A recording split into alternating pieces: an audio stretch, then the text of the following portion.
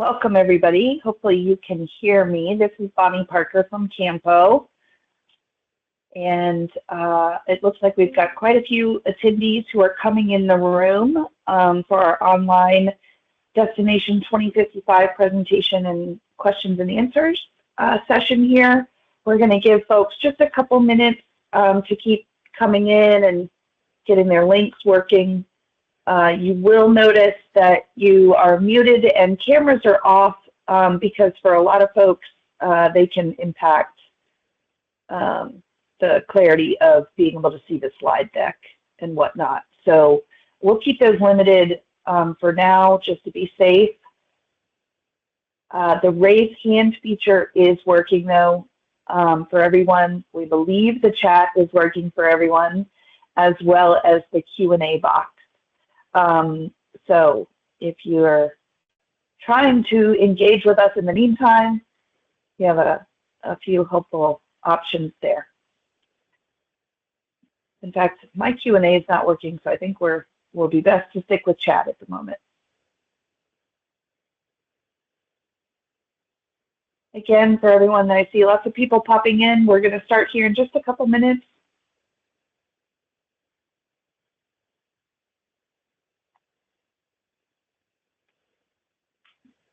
Thank you for everyone who was able to figure out the technology right on time. Just a few more seconds here. And we will get started.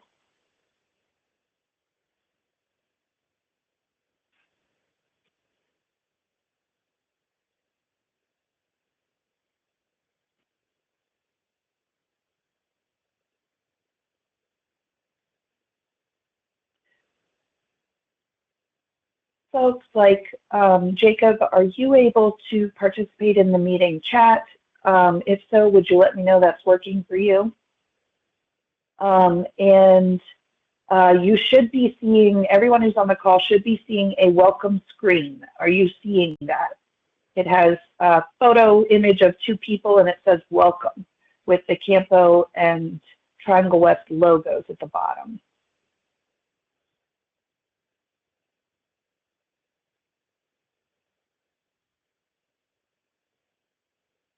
I am watching chat to see what happens. Thank you for letting us know that the screen is working for folks. Yay, thank you. You passed your first engagement question test. I appreciate it. All right, guys, so it is 12:03. We purposely scheduled this meeting over what is typically a lunch break so that we could make it as accessible to people as possible, folks who work maybe on shifts or any other time. So we want to honor that. We will certainly have to wrap up with a hard stop at noon, but we will close earlier if we don't end up with very many questions. We'll see how that conversation goes here at the end. My name is Bonnie Parker. I am talking to you from the Capital Area Metropolitan Planning Organization, or CAMPO, and we focus on the long-range transportation on the sides of the triangle that are kind of more the eastern parts from Raleigh into Cary, but also our we have all of Wake County and the 5 surrounding counties beyond that. We've got portions of each of those. For today's session, what we're trying to do is provide an opportunity for anyone who has joined us and folks who may view this later to learn more about what is an almost 2-year process, this go-round called Destination 2055. Doug and Chris in a moment will walk you all through a lot more of those details at a very high level, and then give you more of a focus on what is happening during the current phase, which is called, we refer to as alternatives. That's alternatives analysis. We will do a question and answer period here at the end, and a few quick items before I turn this over to Doug. Our 2 main speakers today are Doug Plancich. He is the Executive Director of the Triangle West Transportation Planning Organization. That includes Durham, parts of Chatham and Orange counties, and also Chris Lukasina. who is my executive director at CAMPO. And I just described a little bit of our side of the Triangle region. Last thing I said, we will moderate question and answer at the end. Looks like chat is working, so feel free to post your questions along the way. It is likely that we are going to hold them until the very end, and then we will run through questions that way. We have a limited ability to take folks off mute, but if time permits and we can get it all working correctly, we will enable that for any more complex questions. And the last thing, I do want to make sure everyone is aware that this meeting is being recorded and transcribed. So closed captions will also be available online when this recording is posted at that time. I think those were the housekeeping items. So with that, it is my pleasure to turn us over this morning to Doug Plancich to talk about Destination 2055. Great, thank you, Bonnie. And as Bonnie suggested, we are metropolitan planning organizations. Our team over at Triangle West, which includes Durham County, parts of Orange and Chatham County, all the way to the Alamance County line, and then south into Northeast Chatham County. We like to say West is best over here on our side of the triangle, but we have a wonderful working relationship with our favorite partners, the Capital Area Metropolitan Planning Organization, and Bonnie already described the areas that they cover.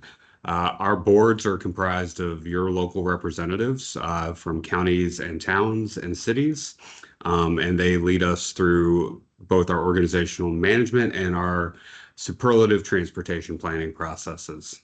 Next slide, please. So again, here's an overview of the region, the CAMPO area in gold and the Triangle West area in that brilliant green color. Next slide, please. So what is a long-term transportation plan? A long-range plan in our world covers at least 20 years. Ours covers 30 years that evaluates the transportation improvements we need to make and decides which ones we want to carry forward in a fiscally responsible manner. So the projects that we focus on are the ones that we actually believe we have the money and capacity to implement. Now, those transportation projects can be public transportation, including bus and passenger rail. They could be bicycle and pedestrian or other mobility devices. We in Triangle West don't have an airport, but certainly there are improvements at RDU Airport that the CAMPO coordinates, and of course highways, roads, and streets everywhere. Next slide, please. So we are in the alternatives analysis phase of the project. Bonnie mentioned we start working on this project for about 2 years, and we complete a new long-range plan about every 5 years. We've already gone through visioning and public engagement along very high-level measures of what our residents and officials would like to see, and we're evaluating that input against the kinds of transportation projects that we think we can implement across the region. From this analysis, after we're able to more closely study what we think works and doesn't work based on a lot of data and technical measure, we'll come up with a preferred option that will measure against our available financial resources, and also for the land uses we think that'll happen across the region based on our local partner input, and we'll have a list of selected projects.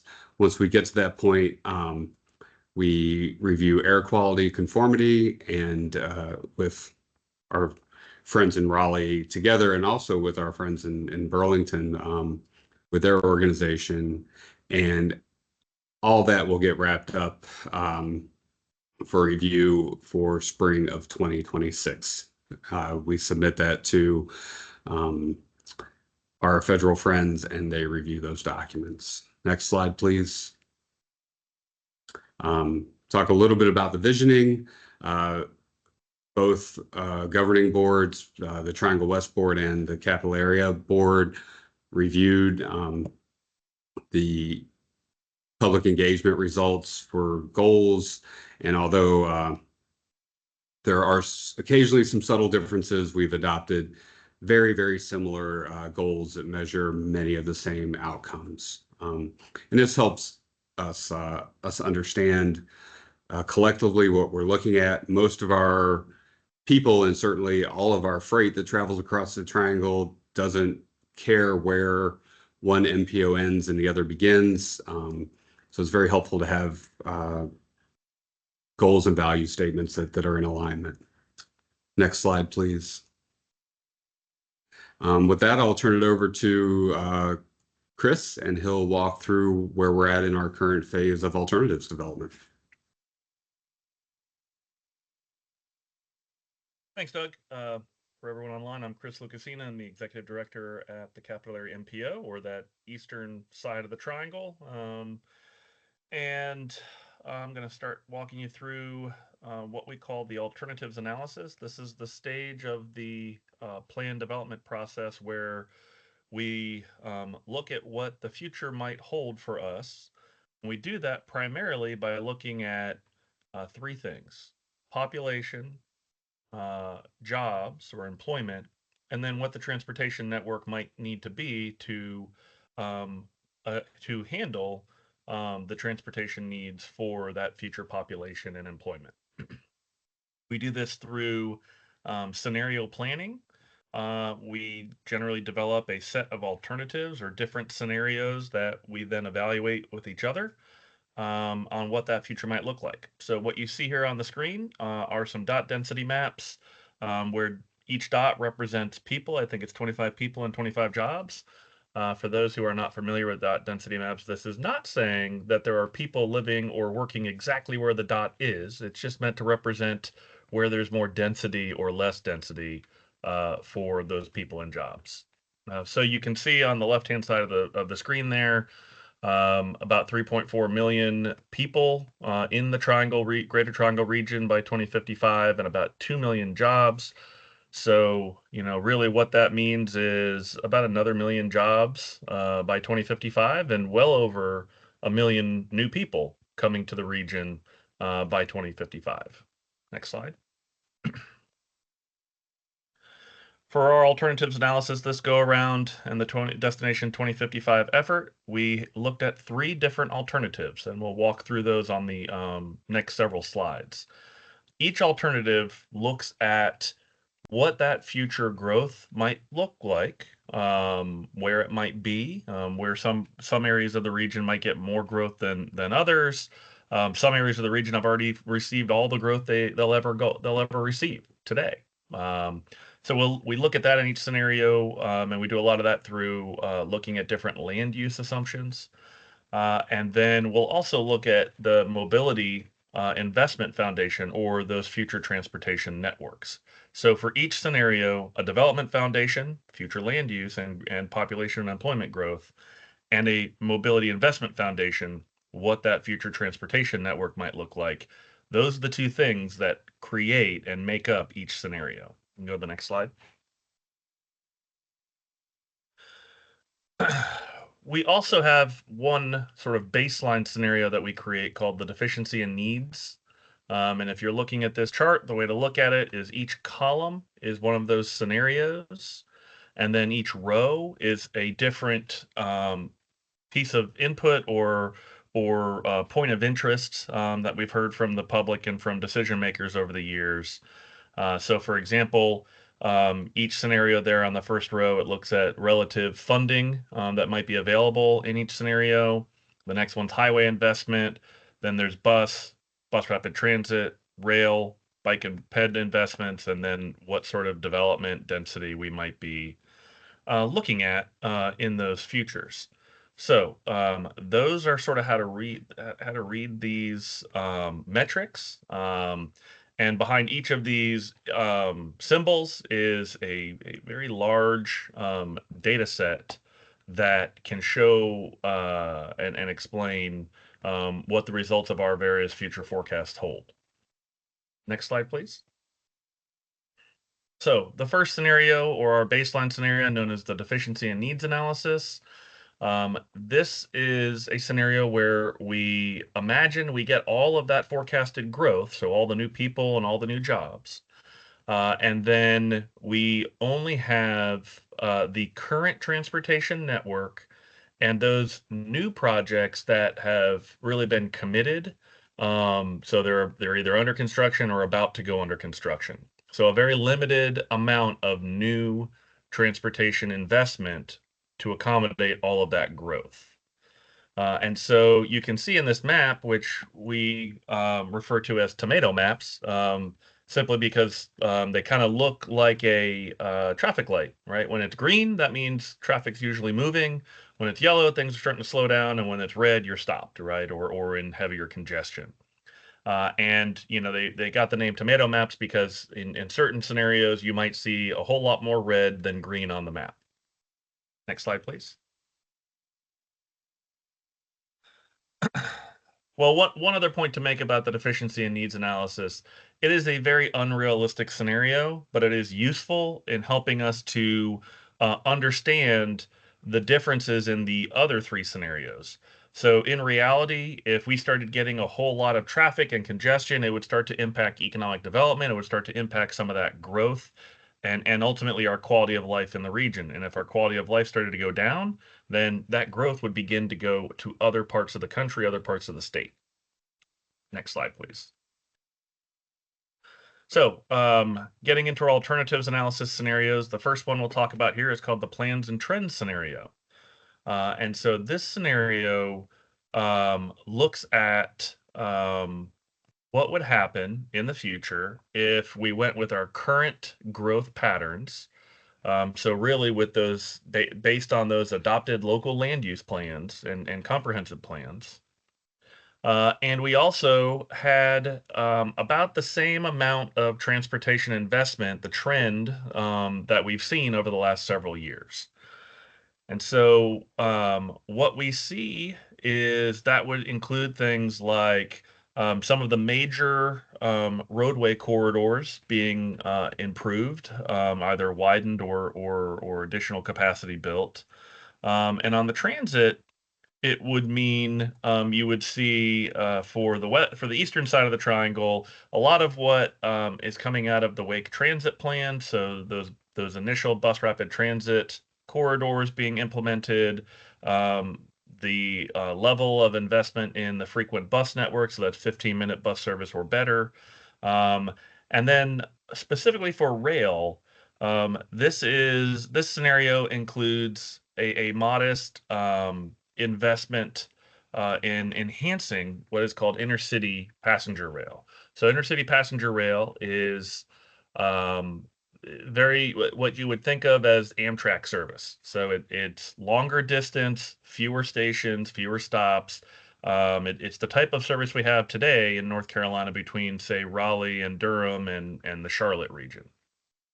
For the western side of the triangle, it would include, this scenario includes improvements to the Durham rail station.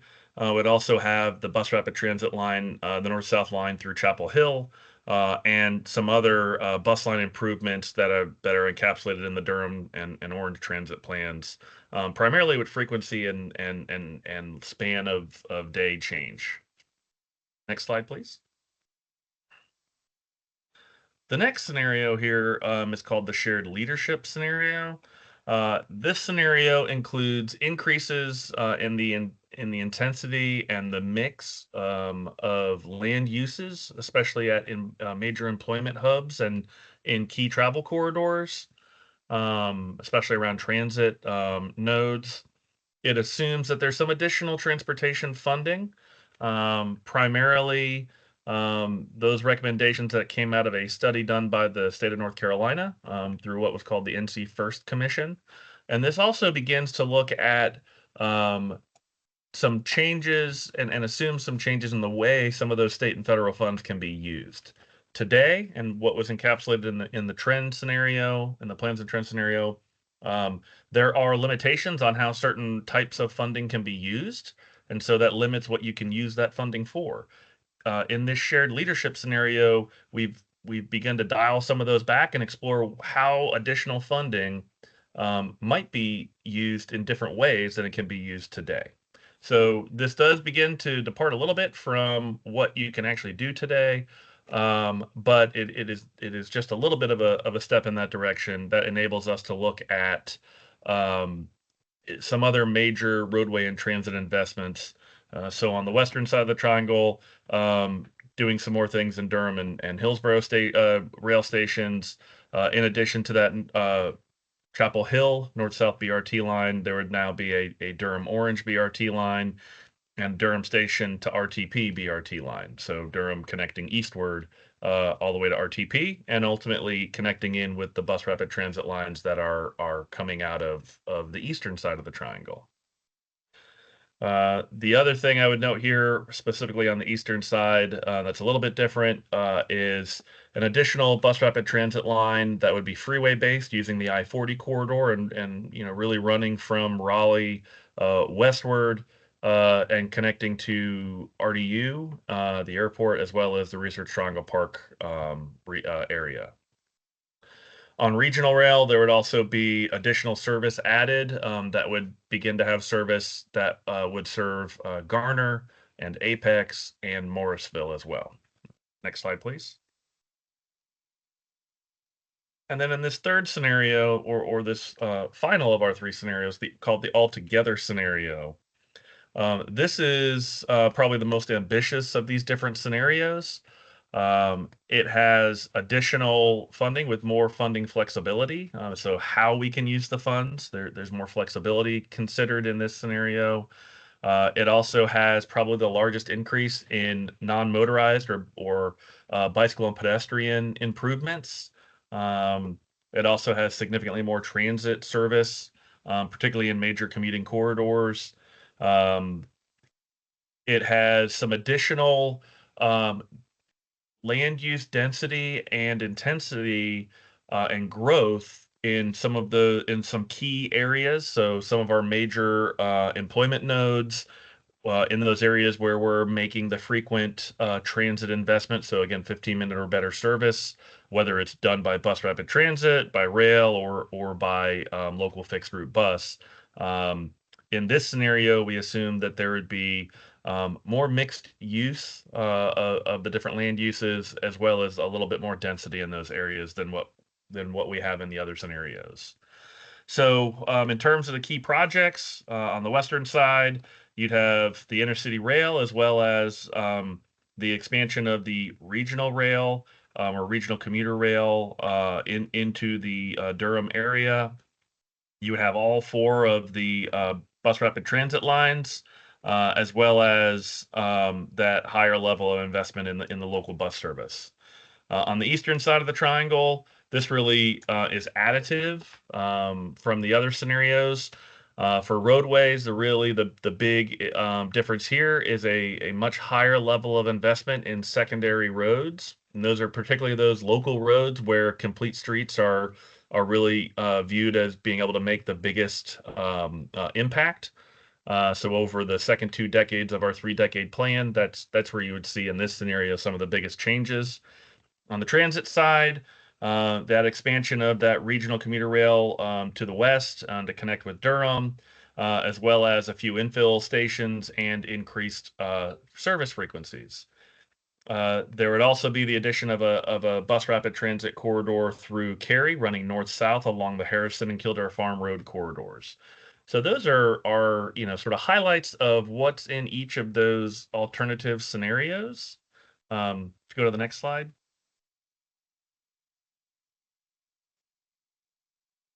You can see some of the metrics that we use. So we've established a variety of performance measures, and then we're using those measures to kind of grade and compare across all these different scenarios. So a couple of examples, I think in reality we have something like 30 different performance measures or maybe even a little more than that at this point, but a few highlights here. You can see how the average commute time varies across each of the scenarios, as well as vehicle miles traveled, the amount of time in measured by hours that folks are in delay. It also looks at transit ridership and the percent of jobs near transit. You can see all of those on the screen there. And I would just say, as you're looking at this, a plus or a minus may be a good or a bad thing. So not all the pluses are good things, and not all the minuses are bad things here. So really looking at each of these measures and understanding what they do and what they mean is one of the key things that we're doing right now in evaluating all these different alternatives. Next slide, please. I think I'm handing this back over to Doug here.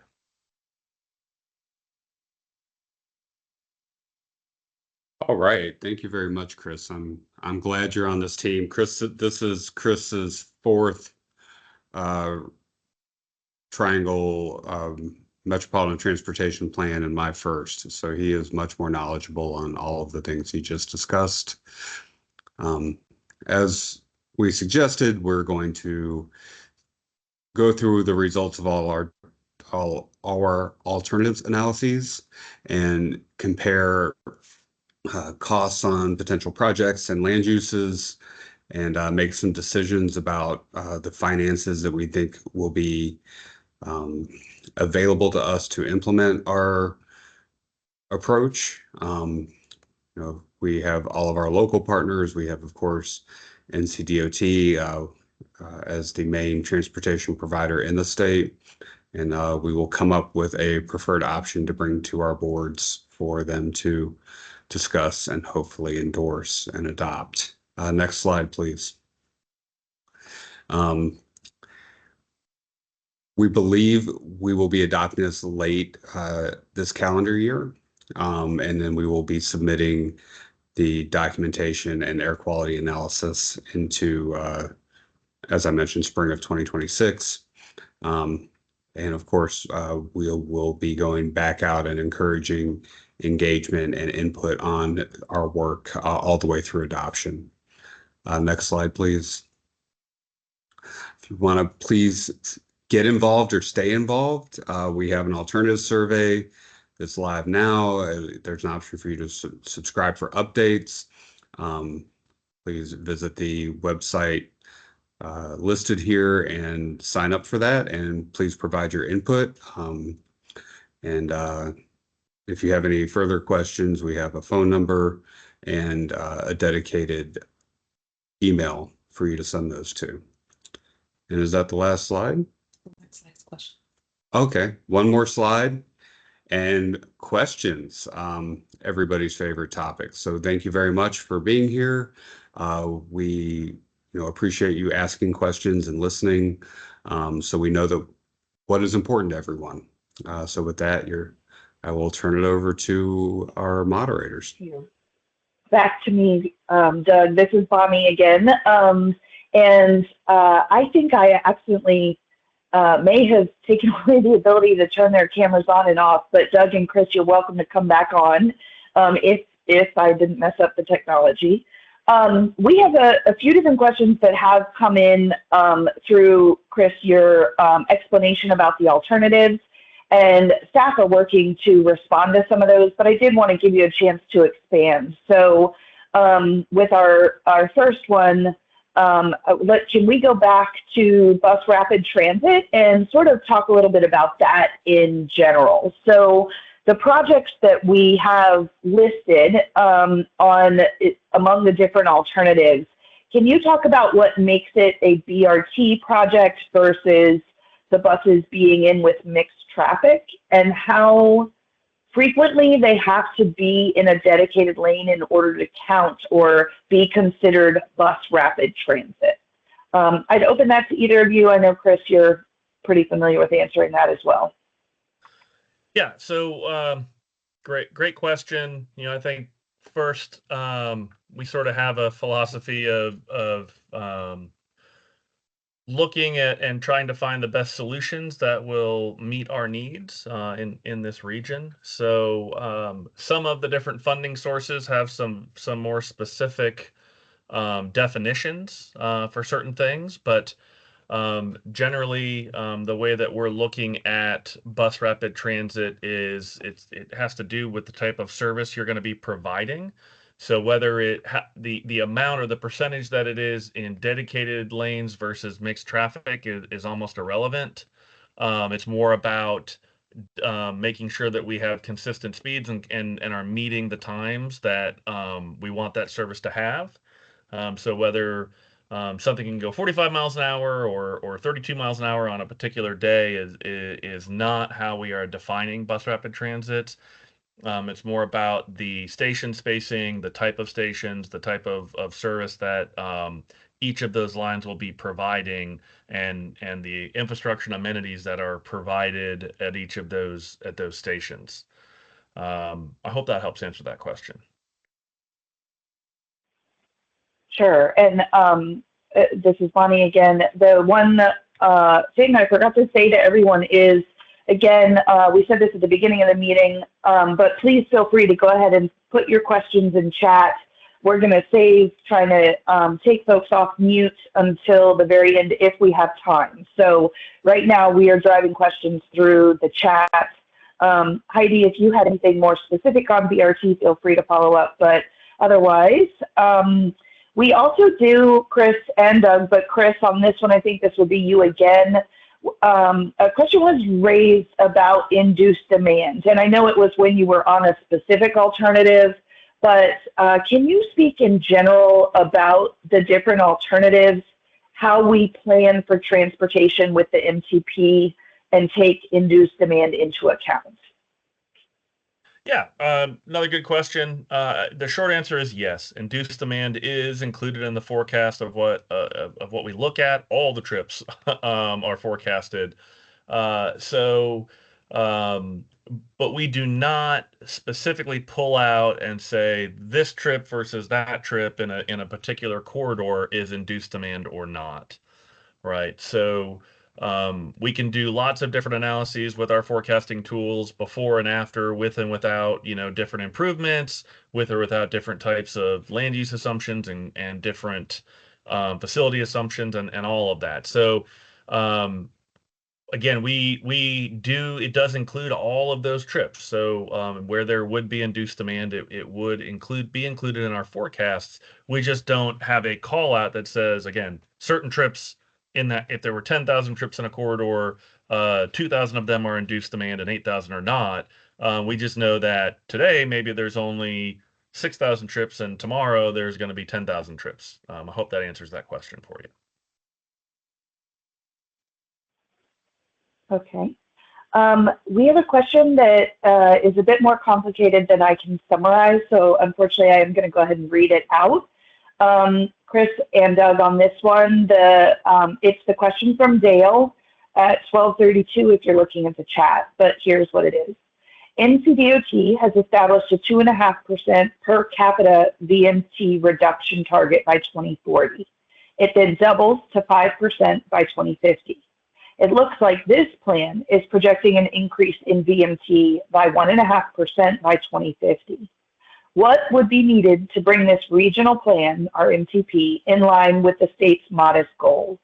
A recent study found that even with a near 30-fold increase in electric vehicle registrations across our country by 2030, a 20% cut in per capita VMT would still be necessary to meet climate targets.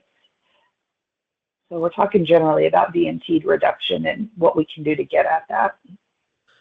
Yeah, so I think the answer to this question may vary between the two MPOs. What I'll say for CAMPO is, we've tried to look at this over the last couple of, maybe even more than 2, maybe 3 decades on this question of VMT. About 10 years ago, that became a very, very hot topic of discussion in transportation, beyond transportation circles and the news and all of that. VMT is simple math, right? If you have 100 people today and each travel 10 miles a day, you get a certain amount of vehicle miles traveled. If everyone is still traveling 10 miles a day and now you have 200 people in the future, by definition, the math says that VMT is going to go up. So what are things that you can do to try and keep that in check? We have really begun to look at things in Campo on how do we limit or reduce the growth in VMT. Reducing absolute VMT is far more challenging for any region, and I think a lot of the things that we're trying to do in our long range plans are trying to do both of those. But it's sort of like if you're trying to stop the bleeding before you can fix the problem, the underlying problem, you've got to kind of do the triage first. So we are really looking at, a variety of things like providing a whole lot more choice in how you go about the region through expanding transit significantly, um, as well as bicycle and pedestrian or non-motorized opportunities there. Really focusing in on those areas where local decision makers do have a lot more authority to make some of those decisions. Doing a lot more an encouragement with our local jurisdictions that have land use authority to have more mixed use development, more transit oriented development, and more nodal based development to try and have a lot more of those live, work, play places than live in one area, drive somewhere to work, drive somewhere to play, drive somewhere to get back home. So very high level, those are some thoughts, I guess, on that those future VMT numbers. But I see Doug jumped on, so I'll let him talk about their experience. Well, my thoughts center around that we are expecting over 1 million new people to move to this region by the end of this plan's horizon, and nearly 1 million jobs. Now, we know those jobs will not be assigned to each of the new people that move here because we have people that are not of working age yet, or are beyond working age, or do not work. So those jobs that are not assigned to people living in our region but are living outside of our region will also add significant amounts of VMT to our roadways. So if we don't have places that are affordable, attainable, or desirable for those people that are traveling from outside, then that trend will continue. Perfect. Okay, thanks, Jen. This is Bonnie again. I do have a couple people who have their hands raised, and I just want to reiterate really quickly that we have a few questions that we've received as well online by emails. I'm going to pose those, and so no guarantees on us unmuting until the very end. If you want to ask your question sooner, pop it into the chat, please. Okay, would you guys talk? I'll take Mr. Hope's question at the bottom there about consideration of rail for RDU. What do we have going on related to the airport across these alternatives or unique to any of them? So I want to make sure I understood that question. The question is whether or not we'll serve the airport directly with rail service. Is that correct? The question is directly, is there consideration for rail to RDU? But I think it might be helpful if you also just talk about what we are doing with RDU on some of the other pieces. Great. Yeah. So I guess the first, we have looked at that over the years, and it is extremely expensive. Extremely expensive, and that is why we didn't talk about rail service in this plan to directly to the airport.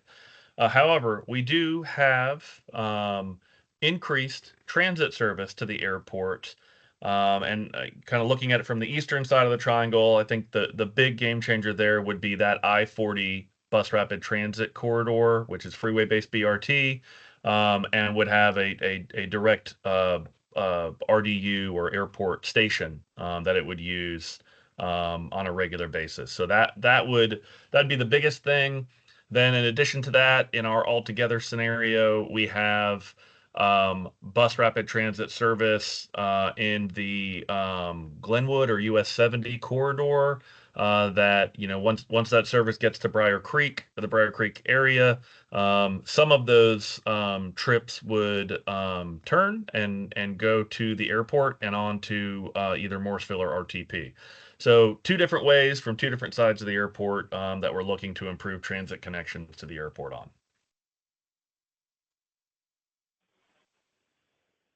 Doug, I'm watching you in case you do ever want to, but feel free to just jump in if there's anything you want to expand on.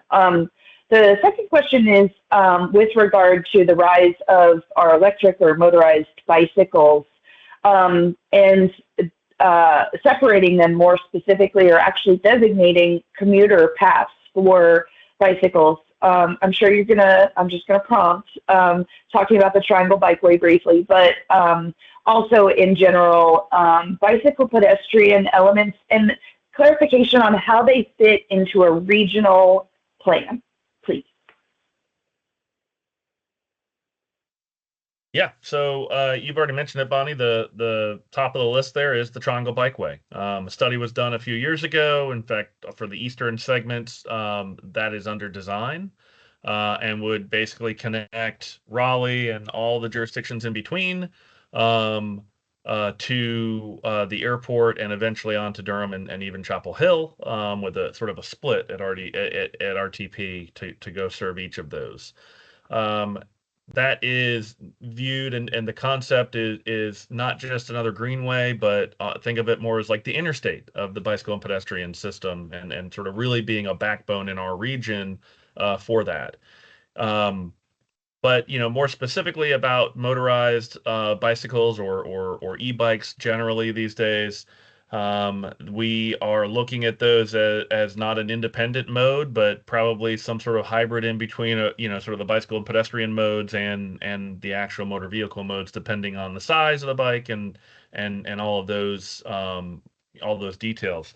But in terms of transportation, we are not seeing. So one of the things that we do on a regular basis is have a household survey that is done every other year, that tries to keep us up to pace with the changing transportation and travel behavior in the region.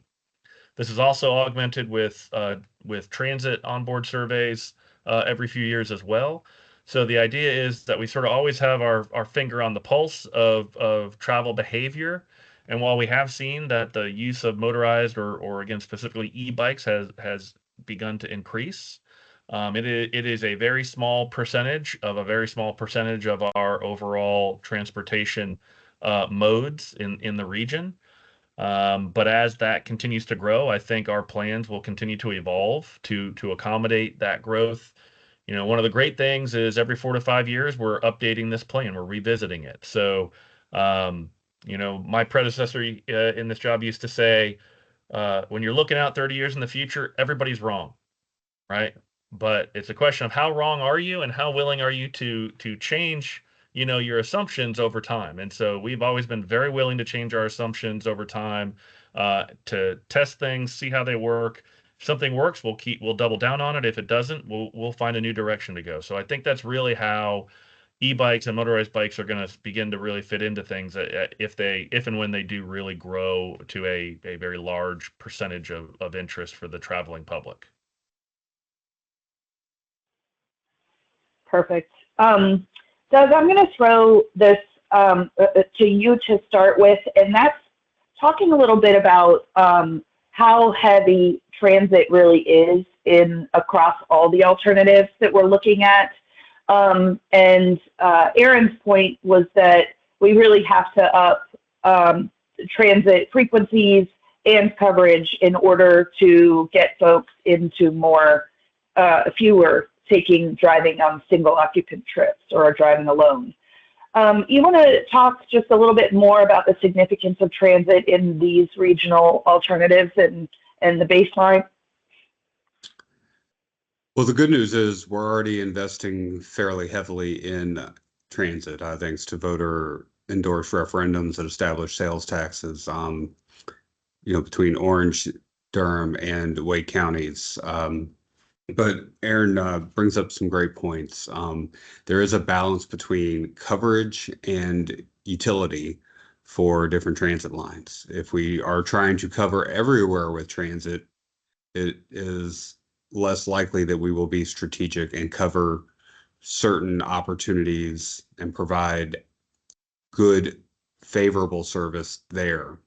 So it is definitely a balance. We have a lot of significant fixed route buses that are moving towards 15-minute or faster headways across the region. Whether they're in Hillsborough or Raleigh, our transit operators are working towards some of those outcomes. That's not even to say just getting to a bus stop in some places is challenging. It's difficult to analyze that, and the amount of data needed to analyze that on a regional level it is challenging sometimes. But definitely having frequent and desirable public transportation will stimulate a mode shift away from single occupancy vehicles. People that are using the bus to go to work need to be able to rely on it.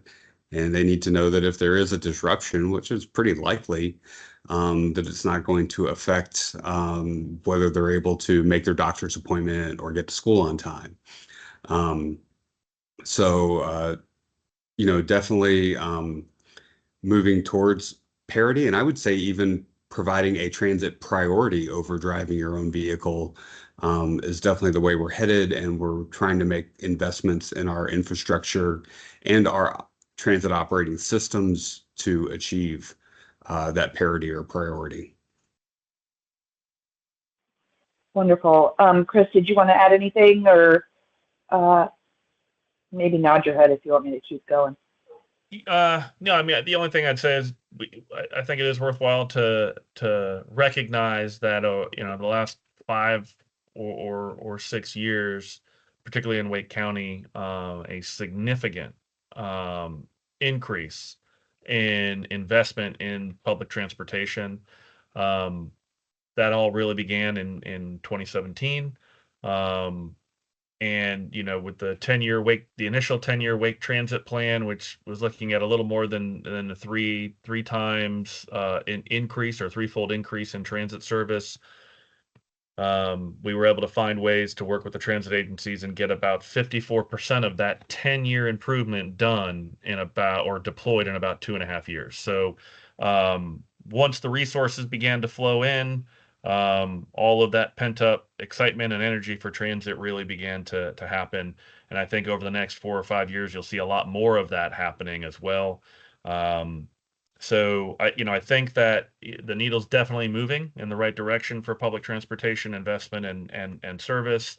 I know with the draft Wake Transit Plan, they're looking at expanding that further expansions to the frequent bus network.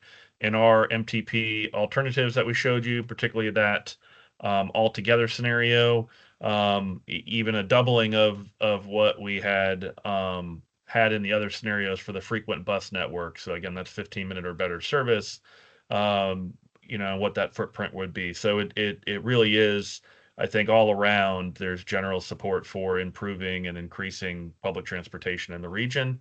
And these planning scenarios do include a lot of that. Okay, and those scenarios, those planning efforts also include a lot of public engagement. So if you're interested in learning more about any of that, follow Destination 2055nce.com, and you can either identify us in order to ask questions, and we'd be happy to help connect you with the different transit efforts and what they're doing with public engagement across the region. Lots of places where you can sign up for updates. The last few questions we have, you guys are actually venturing into, and Aaron's question does as well on his fourth question, and that's more around trends and the crystal ball. So I want to encourage folks, before I ask those questions, if you do have specific questions about alternatives and this analysis, I want to focus on making sure that we get those answered today. So if you have any more of those questions related to the alternative futures and what the analysis looks like, please do pop those into the chat. In the meantime, I will go ahead and ask, actually, I'm going to let, I see Dale's question is still related to scenarios. So one more here. The Charlotte region has a long-range plan with compact centers as a scenario, focusing on growth and development in a very limited set or concentrated locations that are really focusing on compact growth. Do we have anything similar in the triangle plan? And I'm excited because this is a great answer. So Doug, would you like to start just a little on what our hubs and such look like in our alternatives?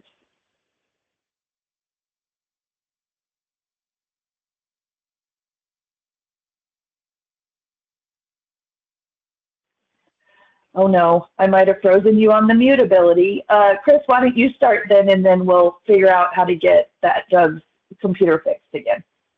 Yeah, sorry, just repeat your whole question because part of it got hiccuped out. Oh, sorry. Okay, so real quick, Charlotte has in their long-range plan done some compact development scenarios focusing development and transportation related to compact growth areas. What are we doing in our alternatives that are similar? Got it. Thanks. So primarily, I think there's two things, two sort of terms that we use. One are travel choice neighborhoods. The other are mobility hubs. And then there's really a third category that we call anchor institutions, but that's very limited to like the major universities, major hospitals, those sorts of things. But in our scenarios, particularly in the altogether scenario, we have gone above and beyond even what was already increases in both mix of land use types and density of development in those areas. So again, our travel choice neighborhoods, those are those areas where you have frequent or will have frequent transit service, maybe even bus rapid transit or passenger rail service, but certainly at least 15-minute or better fixed route service. And looking in those corridors and again going beyond even what the local jurisdictions have ramped up over the last 5 and 10 years with their future plans to have more transit-oriented development, denser development, and try to look at scenarios where more jobs are being located in those areas. Outside of those major transit corridor areas, we also have what we call our mobility hubs. A mobility hub is a mixed use node with strong employment drivers in that area. And again, looking at increasing the amount of or mix of uses and the density of development. And there's about 25 of those mobility hubs scattered around the Triangle region.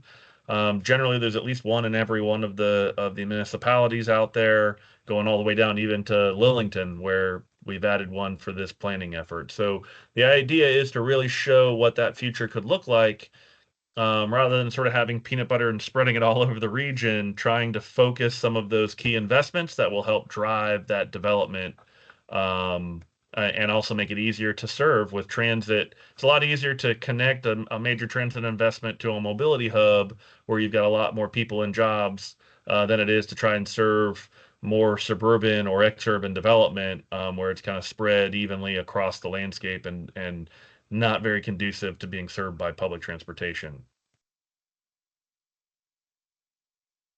I couldn't have said it any better myself. Thank you, Chris. I just want to point out that whatever, and we've already touched on it, whatever the land use scenarios are that we analyze to try to match to our transportation network, unless the local decision makers whose table those decisions fall at are able to change their plans or update their regulations to allow those kinds of developments and encourage them, and the marketplace accepts those developments, our ability to affect that change remains a bit limited. We really have to work together in a partnership to make sure those happen. Thank you. Excellent again. Okay, I want to be cognizant of time. We have about 5 minutes left before we committed to our hard stop. We do have a few outstanding questions. Quick reminder, we'll keep on taking the questions until 1. And with that, I want to remind everybody to go to the website. Thank you for joining us today. This has been very successful for us. We weren't sure, and we will look to do more as we finish our final 2 phases for the MTP, next being the preferred alternative, as Doug mentioned during his part of the presentation earlier.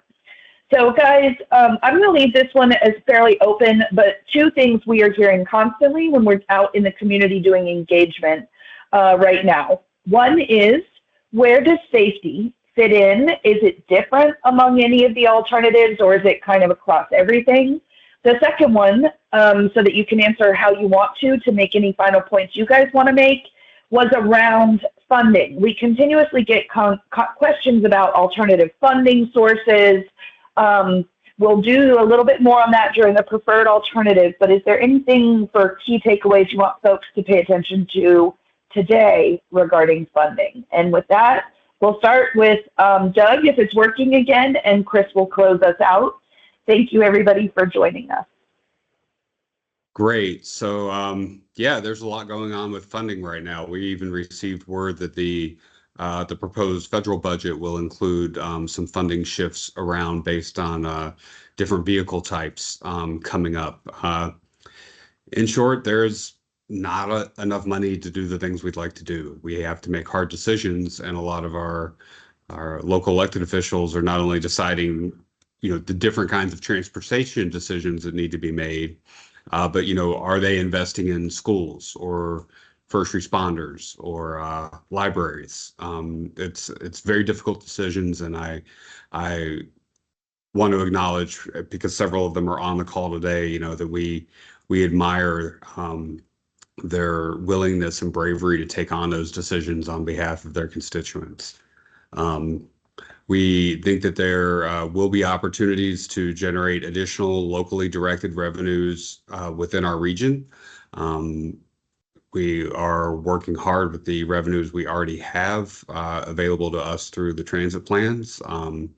We partner with Durham Transit and Orange County Transit to work on those systems to implement new routes, new bus stops, new bus stations, and new modes of transportation in the future. At the same time, we have a infrastructure that is aging. I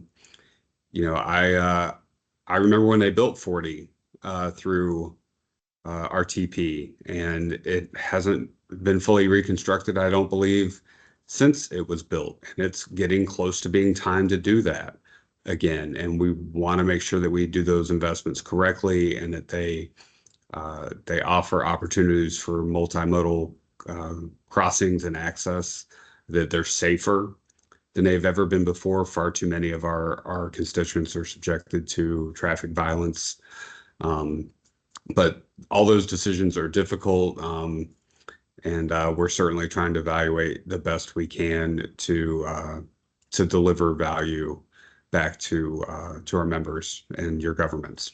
So that's what I've got on it. I'm sure Chris has some thoughts too. Yeah, just a couple more things. Safety thing first. We are nearing completion on a regional safety study called the Blueprint for Safety. One of the key things in that is a recognition that we all want to get to what has been referred to as Vision Zero. And on the way to that, between now and 2055, and 2055 was chosen to align with our regional plan, working towards a 50% reduction in fatal and serious injuries. So that is I guess, an interim goal on the way to a broader Vision Zero goal that we are going to be working towards. And I think ultimately, when we get to a preferred scenario and we are applying fiscal constraint with those limited financial resources that Doug mentioned, valuing safety and our prioritization of what is or isn't funded in the plan will be, I think, much greater than it ever has been in the past. So looking forward to seeing how that works out in the coming months. Excellent, guys. 1 minute, any key takeaways? Again, thank you to everyone who joined us. Chris, back to you, and Doug, I will actually officially say, could you please say goodbye to folks as we cut off the meeting? Any key takeaways? Yeah, I think the main thing is please go visit that Destination 2055 website, participate in that online engagement activities they have there, learn more about the effort, ask questions through email and the online forums. We've got more phases. Again, as I mentioned, the preferred scenario phase, then ultimately the draft plan over the next 6 to 10 months. So please stay engaged and involved in the process. Thank you for joining us today. I'll just add, don't just pick easy questions to ask. We've got a world-class region, we've got world-class technology, and we've got world-class people. Give us your challenges. Our staff and our members want to be innovative and address concerns and be very forward-thinking with our solutions. So we know the opportunity is great to solve problems, and we're looking forward to it. So thank you for joining us today. Your time's very valuable, and we appreciate that. Goodbye.